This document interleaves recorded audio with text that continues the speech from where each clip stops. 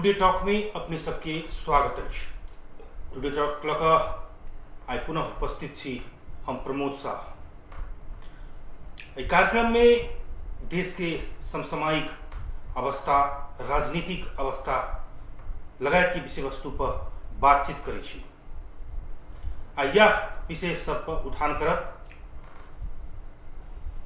देश में विभिन्न परिवर्तन के लड़ाई से भेले, मुदा एखनो परिवर्तन हो बनी सकल छे। देश के विकास, देश आगा बढ़ नहीं सकल छे। यह लगायत के विषय सब पर बातचीत करब। आइ हम सब निमंत्रणा केने छी प्रदेश नंबर 2 के वो अभियान कर्मी के, जिनकर अभियान से बहुत गोटे सीख लेने छे, अभियान के क्रम से हो बढ़ले। तो जनता समाजवादी पार्टी के प्रदेश नंबर 2 के संसदीय दल के उपनेता, नेपाल पत्रकार महासंघ धनुषा के पूर्व अध्यक्ष माननीय सांसद रामआशीष यादव, स्वागत है। बहुत बहुत धन्यवाद। टीवी टुडे देख रहा संपूर्ण दर्शक के हृदय से प्रणाम करै छी। देश में परिवर्तन कामी बहुत लड़ाई से भेले। विभिन्न कालखंड में बहुत गोटे के देश के परिवर्तन के लिए जान के आहुति सेहो देलकै। मधेश में सेहो अपन अधिकार के लिए विभिन्न 3 चरण में आंदोलन भ चुकल छे। तथापि यदि अपना सब देखल जाए अपन पड़ोसी देश के, ओई के तुलना में नेपाल कैसे बहुत पुरान देश है। तथापि बात कल जाए चीन के भारत के तुलना कल जाए तो नेपाल जही ठाम छे वही ठाम छे। आखिर की कारण भ सके के? नेपाल तो वास्तव में जही ठाम छे वही ठाम सभी पाछू चल गए। अपने के प्रश्न एकदम जायज है। नेपाल के प्राकृतिक रूप से धनी देश छे, एक समय छे। जल स्रोत के के सबसे बड़का ब्राजील के बाद में दोसर धनी देश के नेपाल पड़े छे। नेपाल के क्षमता कते से देखियो, अगर नेपाल के कोसी, कर्णाली, गंडकी, महाकाली, ये 4टा जे हिम नदी है, ये 4टा हिम नदी से जतेक जल के निकले छे, वही जल से 83,000 मेगावाट बिजली नेपाल निकाल सके छे। और जे दिन नेपाल 83,000 मेगावाट बिजली निकालते, ते दिन पड़ोसी देश भूटान नेपाल से गरीब छे। लेकिन वो वहां के आई प्राकृतिक रूप से अपन प्रकृति के रक्षण करे, जल ऊर्जा के महत्व बुझल के आई नेपाल से जीडीपी भूटान के आई बढ़ गए और नेपाल के जीडीपी यहाँ के कमजोर हो गए। तेकर कारण भेले जे नेतृत्व पंक्ति नेपाल के कहियो नीक नहीं मिले। जेकर हाथ में बागडोर रहले नेपाल के, वो वहाँ के जैसे विजन वाला नेता नहीं निकलले और ओकरा में राष्ट्रवाद के भीतर से जो होवे के चाहिए वो राष्ट्रवादियों नहीं निकलले। जो राष्ट्रवादी निकलते तो हमरा नेपाल देखते देखते एलडीसी के सूची में जाए के कगार में नहीं पहुंचते। नेपाल अखन लिस्ट डेवलपमेंट कंट्री के सूची में जाए के कंगू के अवस्था में जाए के यहाँ के जैसे नेपाल करीब करीब पहुंच गए है। पड़ोसी देश भूटान जो गरीब छे वो नेपाल से धनी हो गए। तो तैसे बुझाई छे जे नेता अहाँ के जैसे नीक नहीं भेला से नेपाल अहाँ के दरिद्र के ओर अहाँ के बढ़ रहा। बेर बेर तो वह जीती करू, आखिर गलती ककर। अब एना छे, अब एक समय रहे जे राणा शासन कालीन समय रहे, राणा के विरुद्ध में आंदोलन भेले। तेके बाद में पंचायती व्यवस्था आए, पंचायती व्यवस्था के विरुद्ध में संघर्ष भेले। तेकर बाद जैसे यहाँ के प्रजातांत्रिक कालीन 2047 साल के बाद। तेकर बाद अखन हम सब गणतांत्रिक कालीन में छी 62-63 के बाद में। तब तल तो उहे छे, नेता सब जी प्रकार के आवे के चाहिए ओकर अपने के अभाव रहे। एक समय रहे जना बीपी कोइराला के नाम हम सब श्रद्धा से ल सके छलिए। बीपी कोइराला में बहुत हद तक जैसे यहाँ के राष्ट्रवाद रहे और वो चाहे जैसे नेपाल के वो समाजवाद के पथ पर जाए के कोशिश करे। लेकिन अखन वर्तमान परिवेश में जो बड़का पार्टी के जो बड़का बड़का नेता सबसे उनका सबके राष्ट्रपति के मोह नहीं है, वो सब राष्ट्रवादी नहीं है।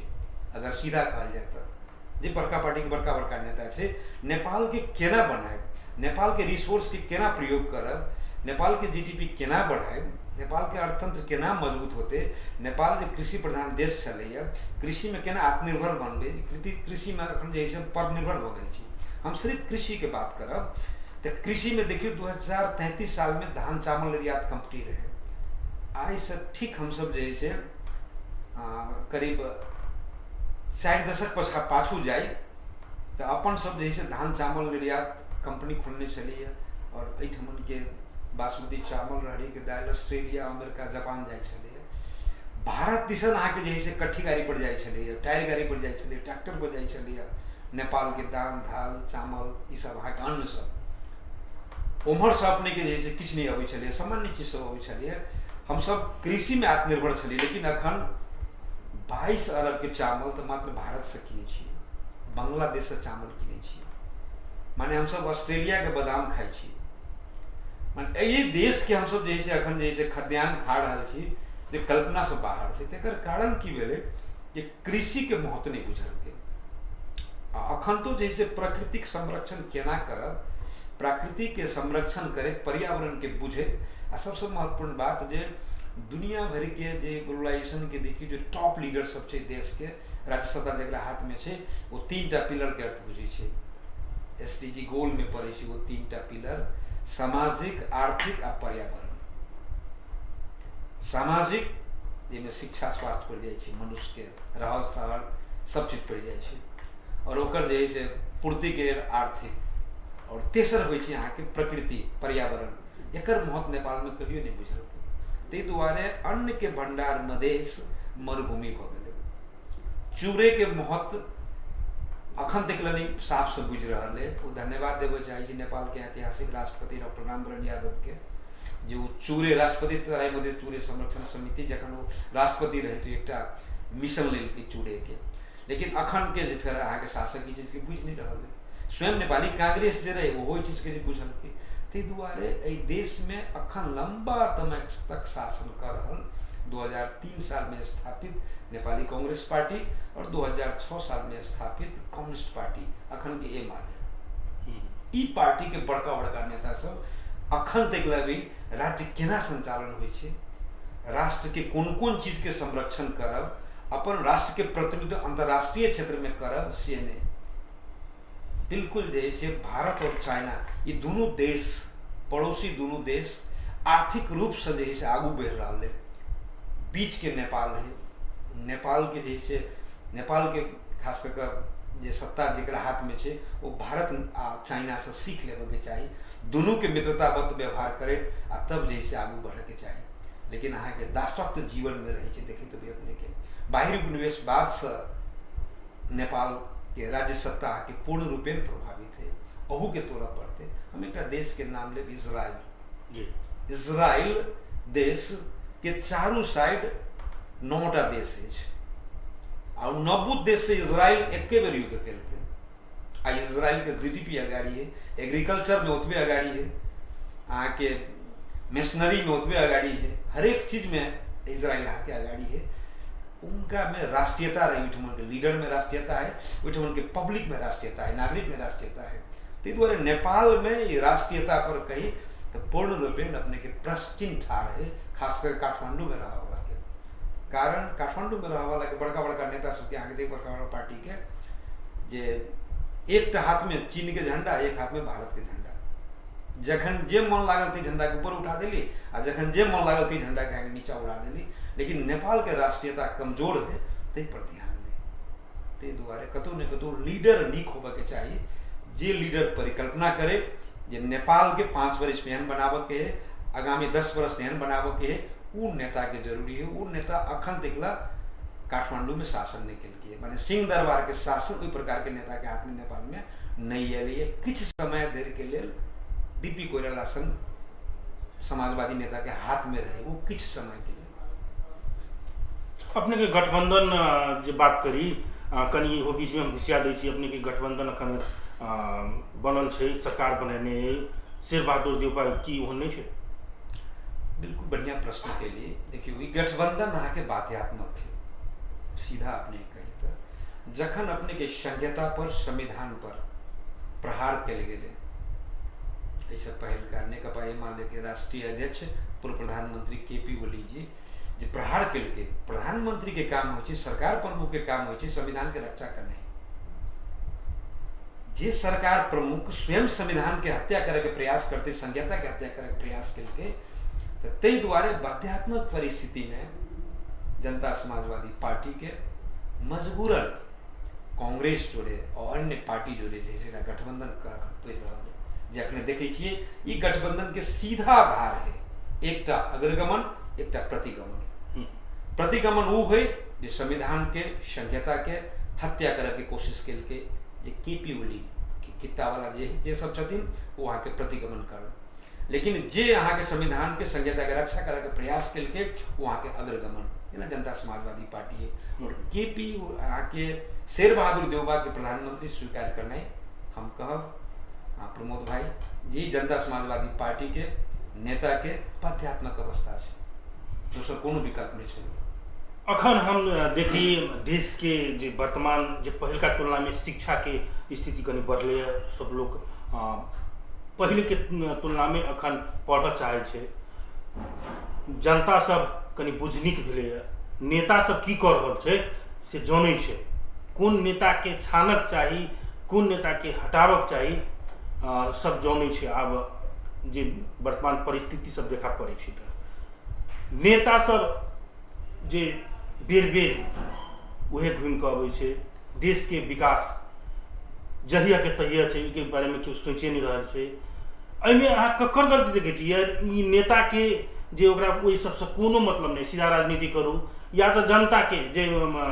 सामाजिक संजाल में देखे होबे जनता बने को भेड़ा साचो के भेड़ा नहीं देखियो जनता भेड़ा नहीं छे जनता अहाँ के जे सर्वोच्चता के केंद्र होय छे खास करके लोकतंत्र में जनता आके भगवान होय छे जनता के भेड़ा कहा वाला बिल्कुल अहाँ के जे उ राजनीतिक कर्मी जे अहाँ के अयोग्य छे नेपाल में कि अहाँ के योग्य व्यक्ति पर योग्य अहाँ के शासन करे छे जी अयोग्य व्यक्ति पर योग्य शासन करे माने अयोग्य व्यक्ति योग्य पर शासन करे छे नेपाल में अगर देखल जाए तो कारण जे नीक लोग की कहे छे हम राजनीतिक से हमरा कोई लगाव नहीं ये राजनीतिक डर्टी गेम है अच्छा आदमी राजनीतिक में जाए नहीं चाहे छे नेपाल में लंबा समय से कांग्रेस और कम्युनिस्ट पार्टी जो शासन कर रहा है पार्टी के पास वह नेता है वह चेहरा है टिकट के बढ़ते शेर बहादुर देवबा टिकट के बढ़ते केपी ओली टिकट जे बांटे के जे परंपरा है तो वही व्यक्ति के वो देते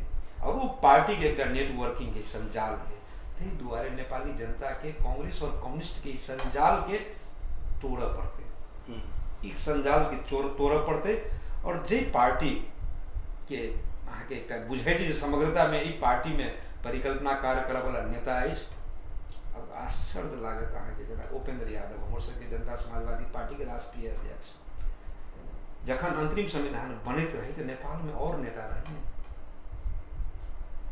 लेकिन संहिता पर ध्यान किनकर पहुंचा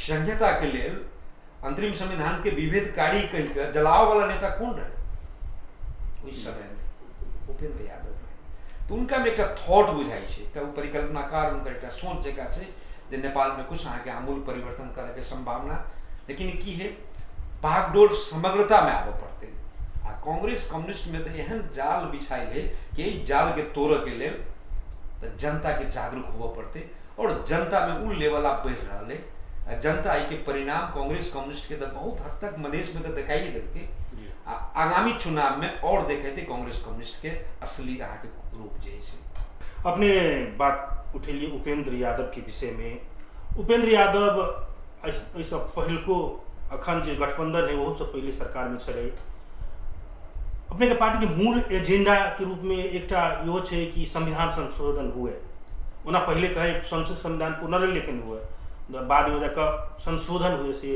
एक एजेंडा रखने सरकार में गेले कानून मंत्री तक बन चुकले मुदा संशोधन के प्रयास नहीं भेले से आरोप लगले की कही नहीं यहाँ के प्रश्न यहाँ के जायज वही समय में हमारे सबके राष्ट्रीय अध्यक्ष यहाँ के सहमति कर सरकार में गेले वही समय में अगर सरकार में नहीं जीते तो लोग के आरोप की लिखते जे संघीय समाजवादी पार्टी इस संविधान संशोधन के पक्ष में न है, तो तई हिसाब से समर्थन तक 2/3 के बहुमत पुगावे के भी रहे। एक प्रयास कल के कानून मंत्री रहे, वहाँ के अपन एजेंडा भी दिल के नहीं दिल की से बात नहीं, वो एजेंडा दिल के कहल के जे एक्सपर्ट सब जे छे नेपाल में यहाँ के कानून के बिग सबसे वगैरह एक टीम बनाओ और संविधान संशोधन नेपाल में आप विकल्प नहीं है। नेपाल के राज्य अपने के शांति हिसाब से आगू बढ़े, अग्रगमन के हिसाब से आगाड़ी बढ़े, नेपाल समृद्धि को आगाड़ी बढ़े, तो नेपाल में संविधान के संशोधन कर ही पड़त। एक विज्ञ सबके कानून विज्ञ सबके एक टोली बनाओ एक्सपर्ट सबके, वो एक जैसे आधार बनते और वो एक गाइडलाइन पर हम सब संविधान संशोधन करी। लेकिन केपी ओली संविधान संशोधन तक की वो मधेसिया के चेहरा तक ओकरा देखा में जैसे नहीं आवे। शुरू से आके अगर मधेश विरोधी में अगर एक आदमी के नेपाल में केकरो नाम ले तो केपी ओली यहाँ के थे, बाकी और सभी विरोधी है, लेकिन सबसे खतरनाक विरोधी में स्पष्ट रूप से दिखाई छे, बाहरी आवरण से भी दिखाई छे केपी ओली के मधेश प्रति के विभेद। तो ते द्वारे जैसे उपेंद्र जी कोशिश तक के हमारे सबके अध्यक्ष जी, लेकिन अहाँ के नहीं मानल। ते द्वारे जैसे प्रयास उस समय में भेले नहीं भेले से बात नहीं। जनता समाजवादी पार्टी के 4टा नीति और सिद्धांत है। जनता समाजवादी पार्टी समुन्नत समाजवाद, संघीयता, समृद्धि, सुशासन। तो इस सब के भीतर अगर जो देखबे तो अहाँ के जैसे संविधान संशोधन तो हमारे सबके मुद्दे है। संविधान संशोधन बिना पहाड़ के आदिवासी दलित जनजाति और मधेश के मधेसी के अधिकार भेटे नहीं सके। कारण अखुनका संविधान में 31.2% विशेष अधिकार, विशेष आरक्षण आरक्षस के मिलत है। जे यहाँ के सेना में भी ओकरे है, ब्यूरोक्रेसी में भी ओकरे है, राजनीतिक में भी ओकरे है, प्रहरी में भी ओकरे है। हर एक चीज के राज्य के जते भी ढुकटी सब परिचालन जो रकम हो उस सारा रकम आरक्षसी के परिवार के संख्या में बहुसंख्यक कहाँ के जाए। 31.2% अधिकार इस संविधान में ओकरे लिखल है। द्वारे संविधान संशोधन हेते तो मधेश के मधेसी, आदिवासी, दलित जनजाति, पहाड़ के आदिवासी इस सबक अधिकार अपने के सुनिश्चित होते। अपने कहले सरकार में गेले प्रयास के हो बने सकले वह चीज जे अपना ही के पार्टी में आबद्ध छला महन ठाकुर गुरु ओहो सब तो वह कल ना। केपी ओली जो रे सरकार में गेले संविधान संशोधन लगायत के विभिन्न मुद्दा सब के शुरुआती कल के पहल कहने रहे तो ओई के खराब केना कर दिया। तो उनका सबके की भेले देखियो वो सब जे वही समय में जे अध्यक्ष जी उपेंद्र जी जे गेले से अवस्था फर्क रहे। अखनी के अवस्था केना रहे जखन ये यहाँ के संविधान यहाँ के व्यवस्थित सदन के केपी ओली जी विघटन कल के कानून के विपरीत, संविधान के विपरीत ये विघटन कल के तो हरेक अग्रगमानी जे दल है वो दल के मीटिंग रहे। जनता समाजवादी पार्टी तो यह विभाजन नहीं रहे तो यह केपी ओली जी के साथ में राजेंद्र महतो सब जी नहीं रहते गेल। तो जब मीटिंग भेले तो वही मीटिंग में महन ठाकुर जी जनता समाजवादी पार्टी के मीटिंग में महतो जी यहाँ के शेर बहादुर प्रचंड, माधव नेपाल, राष्ट्रीय हमारे सबके अध्यक्ष उपेंद्र यादव इस सब गोटे के निर्णय कल के नहीं केपी ओली के कदम यहाँ के प्रतिगमन है। पहली बार जो संसद विघटन कल के था तेकर बाद देश भर में विरोध प्रदर्शन भेले। अपने के याद हो रेलवे स्टेशन पर वही समय में राजेंद्र महतो जी यहाँ के सभा के संबोधन कहने रहे जी विरोध कार्यक्रम के केपी ओली के वो कदम के संवैधानिक के जगह जगह सब महतो जी के ठाकुर जी के स्टेटमेंट है नहीं प्रतिगमन है अपने सब सुनने हो गए। लेकिन तेकर 2-3 दिन के बाद मैंने कौन छू मंत्र कत सहबे कहे नहीं प्रतिगमन न हो झूठ फूस एक सहमति कर 18 दिन के लिए वहाँ के मंत्री में चल जाए वो वहाँ के जैसे अई रूप से मंत्री बटे भगवान के प्रसादी जगह हम सब देख रहे थे भाई कानून के विपरीत यहाँ के जैसे स्वयं यहाँ के असंवैधानिक प्रधानमंत्री है। असंवैधानिक प्रधानमंत्री यही हिसाब से मंत्री परिषद के विस्तार करते एक तरफ चुनाव की डेट घोषणा कर देने और दूसर तरफ वहाँ के मंत्री परिषद विस्तार तो हमारा विचार से कतौ नहीं कतौ एक लंबा अनुभव रहल आदरणीय महंत ठाकुर जी के और राजेंद्र महतो जी के कम से कम एतेक जैसे सूझबूझ रह के चाहिए जी हमरा केपी ओली जाल में फंसबी है तो नहीं तो ते द्वारे ई सब जैसे जाइन कहाँ के फंस गए प्रतिगमन के किताब में, तो एकर जे है से अपने कतौ न कतौ क्षति यहाँ के मधेश के भऽ रहल है। कारण जब द्वंद्व होते हमर सबके पार्टी में से जे फुट के गेले है, जनता समाजवादी पार्टी से लोसपा बनले है, तीन कतौ कतौ वहाँ के जैसे मधेश के क्षति है। एकरा हम कतौ कहबो जे क्षति नहीं से बात नहीं, क्षति चाहिए आ स्वयं नेता के और बेसी क्षति है। मान ठाकुर जी के पहले देखे के सम्मान या राजेंद्र महतो जी के पहले देखे के नजरिया अखन के नजरिया में के फर्क होवे छै। फर्क तो जनता समाजवादी पार्टियों में छै ने। अब देखियो अपने के आरोप लगे, वो हम आरोप नहीं, जनता के आरोप की छै कि जनता समाजवादी पार्टी एकटा जातीय पक्ष के पार्टी छै। अपने के सामाजिक संजाल में एक डाटा प्रस्तुत केने रहे कि झापा से लऽ कऽ धनुषा तक लऽ जतेक भी अध्यक्ष हो सब छै एकल जातीय। ताहिके बाद भरखरे मंत्रिमंडल गठन भेल है, विस्तार भेल है, जिसमें 4 गो मंत्रालय भेटल है, ओहिमे से एगो पहरिया आ 3 गो एकल जातीय। तो जातिवाद के सेहो आरोप लगे छै जनता समाजवादी पार्टी के। केना काटबै ई बात के? अब एक चीज तक कहब, जनता समाजवादी पार्टी विशुद्ध रूप से जातिवाद नहीं, एकर हम प्रमाण अहाँ के दै छी जी।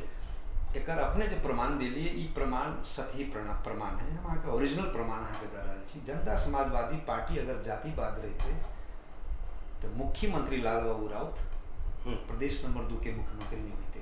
और मात्र मुख्यमंत्री लाल बाबू राउत नहीं माननीय जी, वही पर हम आपत्ति अइला उठाएब कि मुख्यमंत्री एहि दुआरे बनले कि जनकपुर राजधानी बना वाला बात रहे।